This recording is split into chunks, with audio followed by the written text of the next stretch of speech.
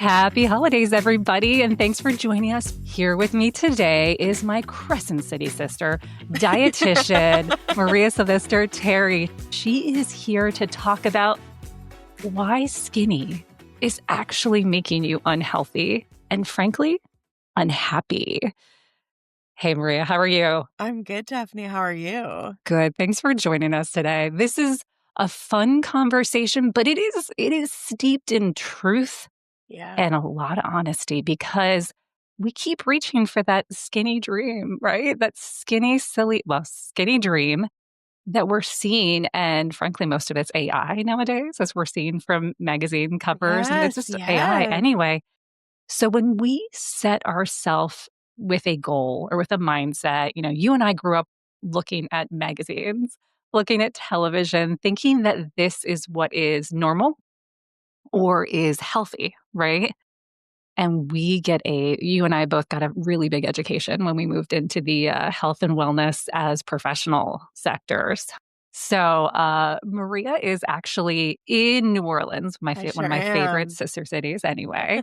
But we're actually both Pennsylvania girls. We both grew up in Pennsylvania, and and we joked about this too, that is a different growth opportunity in itself. Marie, do you want to tell us about where you grew up, a little bit about your family, Yeah. how this is all started? Oh, Yeah. yeah, absolutely. Okay, so I grew up in Montgomery County, Pennsylvania, in a small town called Lansdale. I went to private all-girls high school called Mount St. Joseph Academy. That's important because in my area, you identify by where you went to high school. Absolutely. Yep. And I am one of 5 children. I'm the middle. I'm also the eldest daughter. I have 3 brothers and a sister, and I grew up in a household that was in love with food because my dad was a cook. He inherited restaurants. He did not get a college, tuition check from his parents. He got a restaurant, and that is how Yeah. the Italians made their mark in Philadelphia. Besides masonry, is they had restaurants, and my mom is from an Irish Italian family as well. So I grew up with big old classic Catholic asterisk on that because that gets messy. Catholic family values. Yes. And it meant a lot to me to grow up there because I was told from age 5, nobody is the boss of you. Oh, And yeah. that is Oh, yeah. got me in trouble in kindergarten. My mom had to like reel back, but every morning, kind of like a Forrest Gump level moment, my mom would look me in the eye before I got on the short bus to kindergarten and say, remind me that nobody is the boss of you. I'd say, nobody is the boss of me. I love that. It was Yeah. incredible. And that is the origin story of the person I am today. I have to tell you, and my favorite part is I have the beautiful like integration of both of your worlds. Like my mom's family is from New Orleans. And so I know how to bat my eyes when I need to. Yes, But yes. also I grew up in central Pennsylvania, which is a really hardworking community. Good. Masons, family of Masons as well, originally, right? But as you and I discussed, a lot of the conditioning we did get when it came to body and food and how we eat and how we relate to our families and our culture were not always the most positive, right? And we had to work through that as adults, which I love. So, what are some of the hurdles in growing up that you recognized or that you realized with food and with your relationship there? Yeah, I got it from all angles. I was not a small child. I was short, and I was the tallest girl in my class until about 7th grade. But, Yeah, it's funny how that happens. then Yeah. everybody got taller than me. I Yep. started drinking coffee with my mother, so Oh, well. that's where that one arrived. Yep. So, I'm the shortest person in my family. We have tall genes. We have athletic genes. I grew up seeing my brothers play instruments, but also play sports. And I just never really felt like other than dance, didn't really feel like movement was for me. But I got to give myself some credit. I played CYO sports year round. I played sports. I was pretty mediocre, but there were probably 3 or 4 different places where I started to feel like my body is wrong.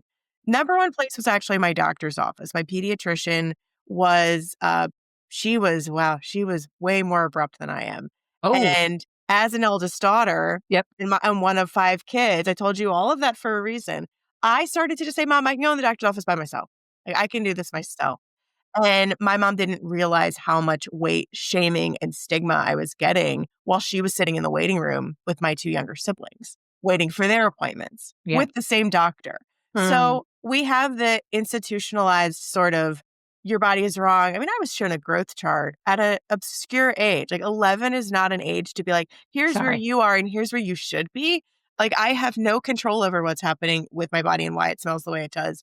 And no one's really adequately explained it because purity culture, Yep. because we don't actually talk about these things. So I grew up with a lot of like institutionalized shame about being in a larger body. Second was gym class. Oh, Well, yeah. am a highly athletic person now. I am so proud of how athletic I am and how I can move in 4D. It feels like I Get can it. dance, lift, run, whatever you want me to do, I'm doing it. And gym class was not it for me. About third grade, when presidential fitness test started, I became keenly aware that I had a very, very strong sit and reach. But Mm. I realized all the other kids in my class are thinner and they're getting better grades in gym class. They're not being yelled at by the gym teacher in these really obscure, nasty ways. Right. So there was that. Third place that I'll kind of land is this like fashion pop culture place. Yes. I grew up with Limited Too, if you remember her. Oh, Yeah, yeah, yeah. yes. I have a younger sister for that, Yes. but yes, it Okay. was a Yes. So yeah. Limited Too, I grew up going to the grocery store with my mom and reading the covers of magazines. I remember the magazine drive and all of my friends getting 17, and my grandmother she like wrote a bad check, I think intentionally. Like she canceled the order, but I was begging her to, I want you to get me 17 Yeah. magazine. Yeah. And my grandmother was like so tired of fighting with me. She said yes, but then I never got them. I know there somewhere along the lines she interrupted it. Smart Yeah, grandma. she just like couldn't handle my push anymore. She was like, fine, whatever. But I was a big reader and a big observer, and I can feel an energy shift in a room, and I could tell that people treated folks in larger bodies differently. So being a chubby kid and growing up in a household where my parents were wonderful to me about it, but my aunts, my uncles, my cousins, like they were all really wrapped up in that, and they were also many of them very skinny. What I didn't realize is how hard so many of them had to work to be skinny Mm. and how much shame they felt about ever leaving the position of being in the ideal body. So I grew up with a lot of programming, and I think for many people, it's very similar. For some folks, it's also Christianity rings true for them as a place where they're giving up sweets or food they love for Lent, For or Lent. Yeah. they are participating in church events where, it's unbecoming of a woman to have a certain amount of skin out. But like when you're in a larger body, you naturally are going to have more skin out. You're going to have more Yeah. leg out. You're going to have more booty out. There's shame just in these small pockets of life that once that door opens, it is a revolving door. It is very hard to shut it because it Amen. just kind of breathing and bleeding into your life, and you're in the most developmental It's so time. subtle. It's like a So, subtle noise in the background yes. all the time. Yeah. And I think lastly is we can't ignore the television pop culture of it all, the shows we watched. I remember the episode of Saved by the Bell when, is it Jesse? Jesse gets addicted to the caffeine pills or something. Right? Yes. Yeah, like Right. I remember that. I'm so excited. I'm so excited. Yes.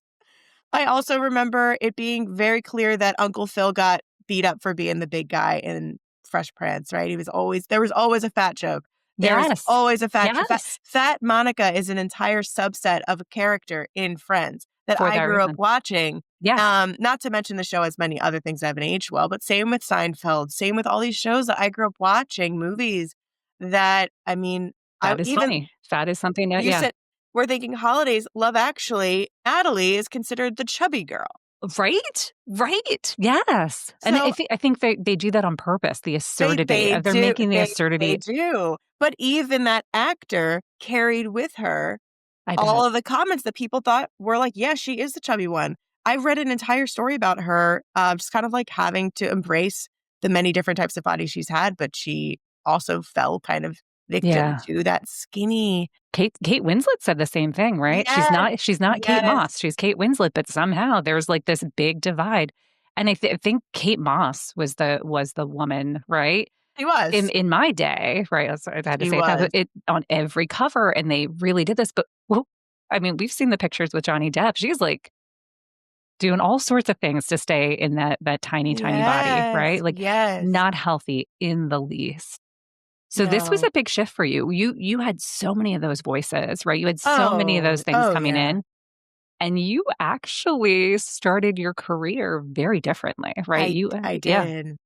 I did. I think I look back with a lot of compassion. I used to, when I first changed my career to become a dietitian, I thought, God, did you just waste all that time? And for anyone who's listening who's a career changer, you probably know that's not the case. Your first career grounds you in a way that you can never put a price tag on. yeah. It was, And you were a teacher I was a chil- for teacher. children, right? I taught middle and high school, and Mm, I was an English teacher, so, like, really far on the other end of the spectrum from a science degree. I also was training to be a school leader. I wanted to run a school. It was very Abbott Elementary before it was Abbott Elementary. yes, yep, Very similar kind of environment, and it, wrecked my mental health to be in a position where I was told I was, the most important role in a kid's life. If I missed school, I was hurting the kids. They weren't going to go to college. If my lesson plans weren't perfect, it was the perfectionism and the hustle culture. I had been carrying diet culture in my heart and body for yeah, decades. yep, Now I was meeting its uglier cousins. And it's a very hard thing to be like chronically wondering, how do I stay skinny? How do I stay skinny when you're running on 4 hours of sleep? You only drink coffee for breakfast. You have to be the perfect teacher and you have to be the savior for these kids that are systemically at a disadvantage. It's not one person. It's certainly not one small white lady from Philadelphia that's going to fix this problem, right, yeah. right? So that's a very big shift, was going from being a teacher to a dietitian. And yet I am a teacher every day in this role. Yes, you are. As I say, it's like it's exactly like you said, where it grounded you, but it was actually the base of operations because Completely. you learned to like speak to people and educate people in a Yes. very commanding way, which I love Yes. about Thank your you. messaging and bringing it back because diet is in your heart, right? Because that's the wound that we're healing, right? For a Yeah, lot that's of so us, true. diet is what we're healing, but teacher is the skill you needed to throw in there so that you Beautiful. could be honestly save other people. So we're going to dig into that today. Are you Let's ready do for it. that? Buckle up. Yeah, So let's do it. here's my thing. I want every listener to really understand their own body today. So what we're going to do is talk about body type. So you love this as much as I do. There are like 3 standard body types and what we all know is that none of us fit directly in either because we Mhm, all have mixed genetics. You've got some Italian, Irish. Yeah. We all have these mix of different mhm. things and different backgrounds and we are all so unique in our own physical body and that may be even that you look physically different than the rest of your family, which you illustrated very dynamically.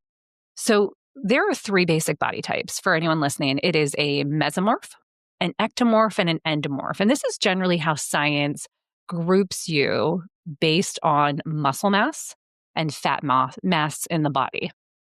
So if you're an ectomorph, you might sort of consider yourself a distance runner, right? That's really a really generic way to say this. So if you're an ectomorph, you're sort of on the skinnier side. You've got long muscle fiber as opposed to fast twitch, right? So our sprinters out there.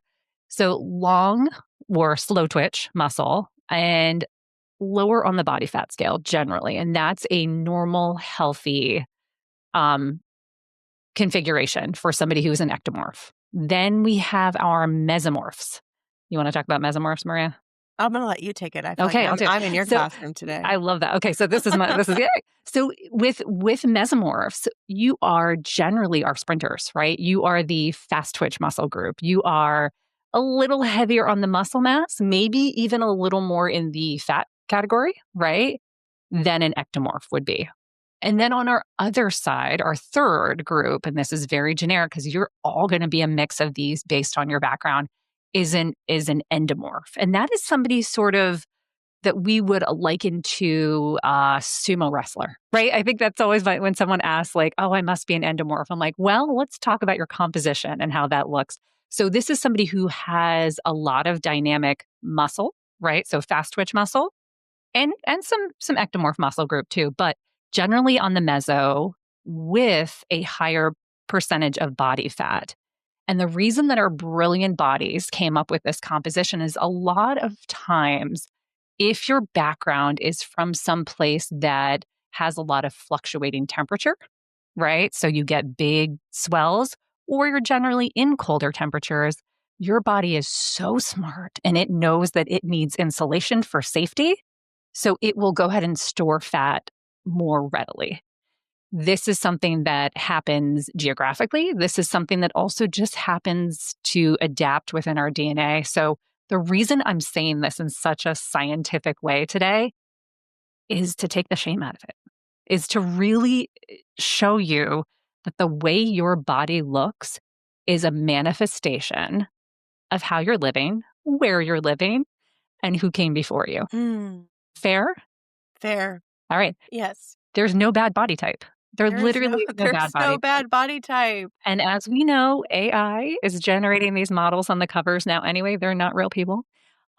So when I'm telling you that there is no shame in acknowledging your body type, this is who you are. And the sooner you're okay with that information, the more productive this entire conversation today is going to be. So you can look at your parents, you can look at your grandparents, can look at the geography of where you live. Maybe you're Swedish, maybe, right? And you're going to like, wow, I put on a bunch of body fat this year. Well, guess what? You moved to Sweden and you now need more body fat, right? Your body is so intelligent and so smart and it wants to protect you. So by embracing who you are, where you live, what you're doing right now, this is the body you need to be in, right? Yes, I think, Daphne, there's something so specific nuance that's so needed here too, which is, can you change your body type? Oh, that's where we are today. Go ahead. Yes. Yeah. And I think you're bringing me back. I was so thrilled to hear you talk about this because I don't subscribe any of my clients to any type of body type. They are who they are when they come to me. And we talk about the body they're in right now, the bodies they've been in before. We really don't daydream or fantasize about what body are you going to be in later? Mm-hmm. Because we have very little control. But boy, oh boy, when I was 16 or 17 and I learned about what type of body I might be. And am I a Well, yes. mesomorph? Am Yes. I this? Dressing for, yeah. My first Yep. question goes, well, how do I change that? Mm-hmm. And I look at my family and they are very straight sized. Now, both sides of my family, all the women have zero waist, just straight up and down, boxy. And I can't even tell you for how many years was like, no, I must find this waist, this elusive waist that is hiding here. And they also don't have butts. Mine is homegrown. I have built mine in a factory. I have absolutely worked very hard for the butt I have. I had to eat for it. I had to lift for it. Mm-hmm. And it wasn't just because I wanted. That was the product of starting to feed myself and lift, which was a cool byproduct. But I think we get caught up in, well, I don't like my body type. And yes, there is so much shame we get to remove by accepting our bodies. Mm-hmm. But the shame still exists out in the wild there, Daphne. I mean, you are still Mm-hmm. getting the shame from somewhere else. So it is tricky. And I just think that nuance is needed, that Thank you. we Yeah. are not in a position to say, here are 3 types of bodies. Okay, try your hardest to get to the Right. skinny one, right? It's more about, this is a genetic component of your life. Yes. Yeah. And thank you for calling your butt homegrown, because that's my favorite. That's my favorite part of exercise, is because Yeah. you do have the power. You do have the ability to do these things. So part of the acceptance, like you said, is, where am I starting from? Yeah. Right? This is who I am. And again, it's not surrendering to like, well, this is who I am forever. You are a testament to the idea that if I eat in a way that supports the healthiest version of myself, the strongest version, because strong is the new skin, right? I mean, I love when I see a good advertisement for a post 40 pregnant, star, Oh, or somebody yeah. who is Yeah. getting their fit body together. And I mean fit body in the way that I mean strong. I mean Absolutely. healthy and strong. You know the difference when you see somebody who is skinny and clearly unhealthy, right? Like clearly unhealthy, but skinny and still getting all the attention, right? But when you see somebody who's fit, they don't care what you think about them. Right. They Right. feel their power. They come and you glow. Like you glow when I see you. It's like Thank you. you know your own strength. And that's a little bit Philly. But like Yeah. also it is you just saying, this is the strongest version of myself. Skinny doesn't even equate to feeling strong. If you feel strong, skinny just feels like nothing. It feels so vapid, right? Yeah. Well, you realize it's an outside Illusion. entity. It's an Yeah, it's an illusion. illusion. I mean, if you don't mind me sharing, I Please. was in pursuit of skinny. And I think another asterisk I want to offer is some people are right, like just like Daphne said, some people are born skinny, they stay skinny. My husband's a string bean. Yeah, He's got to work so hard to feel on strong. any muscle growth, so Yes. hard. And as quickly as he gains it, when he's finally in a groove, he quickly loses it. So I have a lot of empathy for folks that might feel like, well, are you saying skinny shaming? No, we're talking about the pursuit of skinny in a way that is so life-taking and not life-giving. The Yes. pursuit of strength gave me my life back. When I was running half marathon after half marathon after half marathon, I was also just as frequently in the doctor's office for an antibiotic, medication. I had, whatever infection under the sun, upper respiratory, UTI. I was always sick. Mm-hmm. And because I was taking so many antibiotics, my stomach hurt. So I Mm. thought I had to be gluten free. And then I thought I had to be a clean eater. And then I developed orthorexia out of fear that everything I was eating was hurting my body. And that pursuit of thin, thin, thin, thin, thin, I will never forget the day I went to a Rothman PT in Philadelphia when I moved back.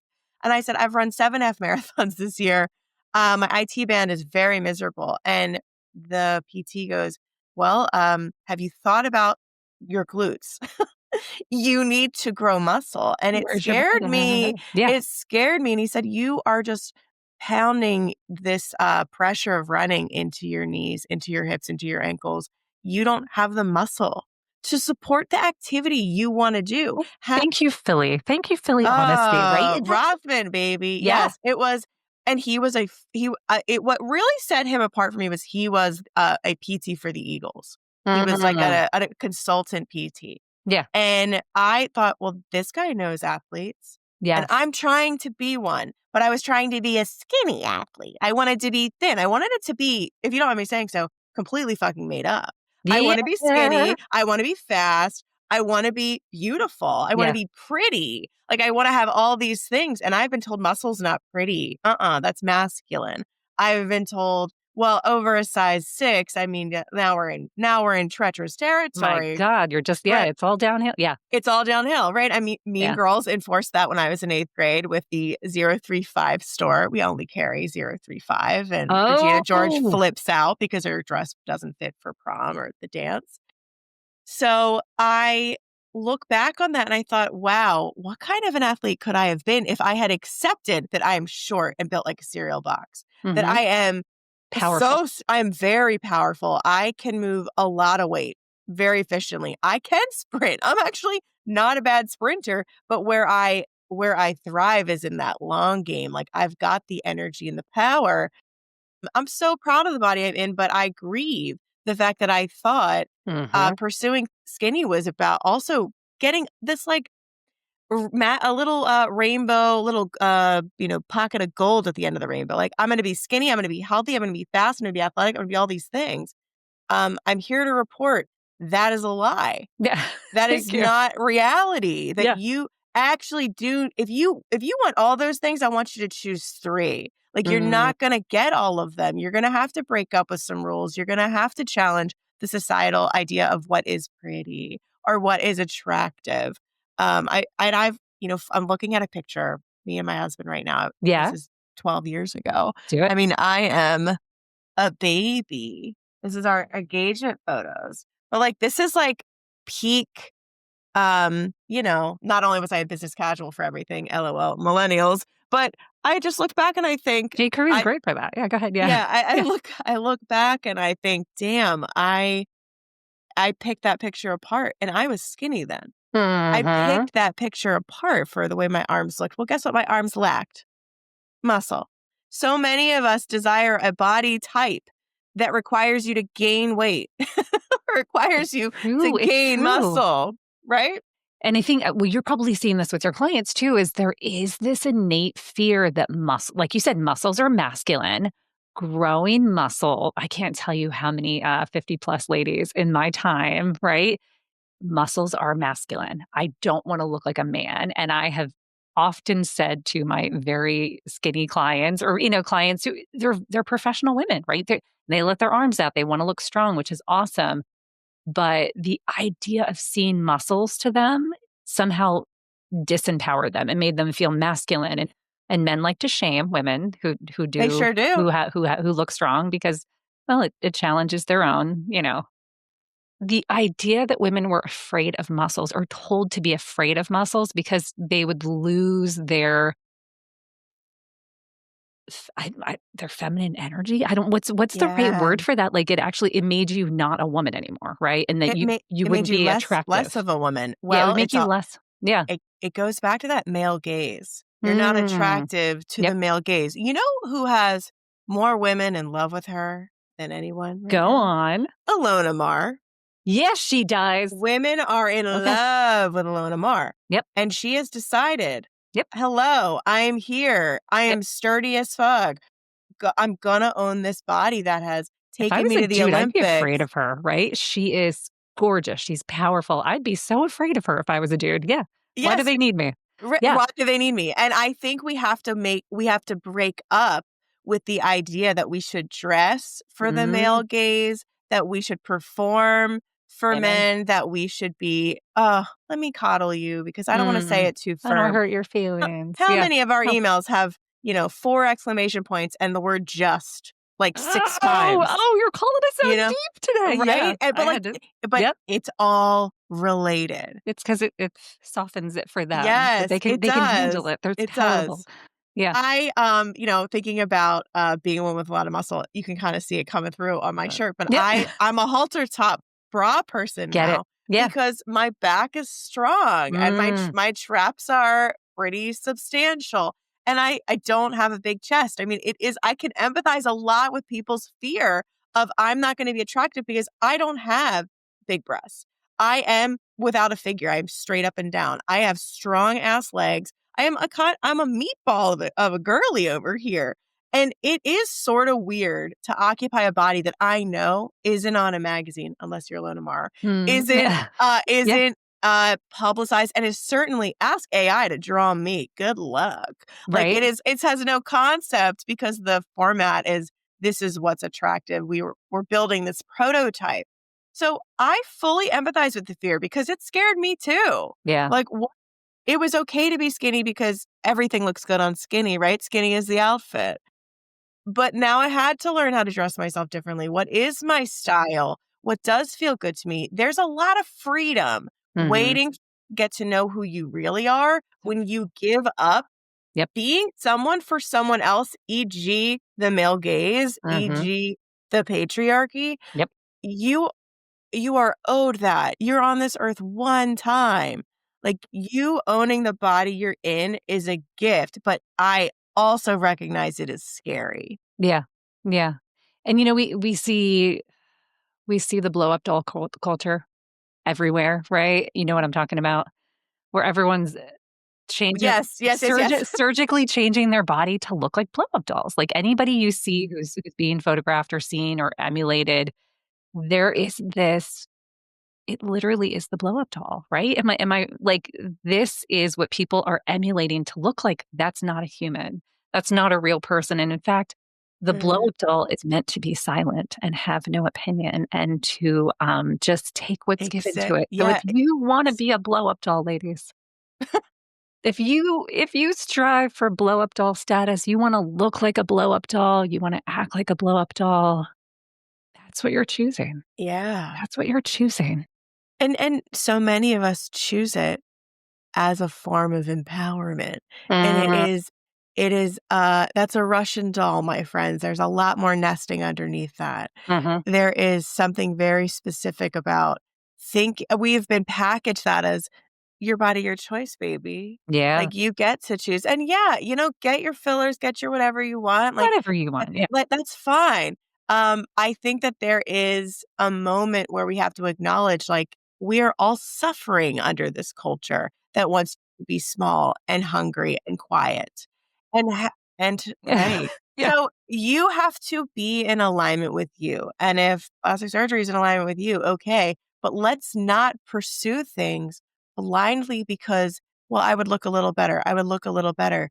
How about pandemic era? Everybody's on Zoom. Everybody's looking at their tiny little picture. Mm-hmm. Plastic surgery and cosmetic procedures increased dramatically Because of this mirror, right? This because front facing people were mirror. just having to reflect. And why is our go-to reflection? I should fix that. I should Mm-hmm. fix that. I should Mm-hmm. fix that. Like, oh, where is the, hey, baby, you showed up today. Thanks for coming. Yeah. Thanks for coming. Yeah. This is what we needed from you, right? This is the power, Yeah. right? I love having conversations with powerful women, women who get it, people who love their bodies and love where they are in life and their evolution and seeing this because, I think part of us coming from the culture we did or the conditioning that we did is that we now have this whole giant vocabulary and frame of reference to hopefully educate another generation of ladies coming in to do the same. So I think our number one goal is removing skinny, right? We got to remove skinny from our vocabulary. Skinny is not anything that's going to move anybody forward. It's going to keep us small. It's going to shrink us. It's going to keep it quiet.